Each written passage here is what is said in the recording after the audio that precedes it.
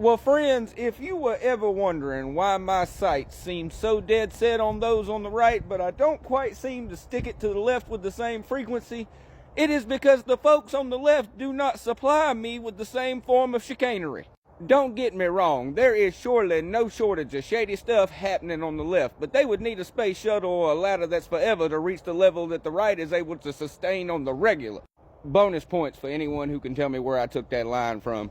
If I've said it once, I've said it a million times. I would leave Mango Mussolini alone if he would stop giving me reasons to run my mouth. I mean, shit fire, I can only spend so much of my day talking, so when I stop to take a little bit of time, which story do you think I want to tell? Random rich person pretends to be from the people, embezzles some money, gets caught. Or sitting Republican House member Kay Granger found in senior living facility under memory care. Do you see how these situations are not the fucking same? One of these people saw some dollar signs and got greedy. The other makes decisions for our country and couldn't find their way home inside their own community gate. But Mr. Bartender, surely her estate was about to do the right thing and surrender her seat? She'd been living there for 6 months. When asked, one of the employees simply had this to say: "This is now her home."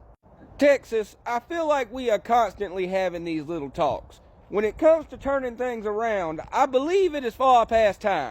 But honestly, this is a bipartisan issue. It is 2025. With all we know about age and how it affects brain function, why is this still an issue we are fucking battling? Seriously, folks, why are we still even considering electing anybody over the age of 75? Hell, if you ask me, that number should probably stand a whole lot closer to 60. Put your pitchforks down. People, please allow me to explain. I actually know I have a lot of older folks that follow me. At a certain point, the world in which we are born in is not the world in which we live in, and that is okay.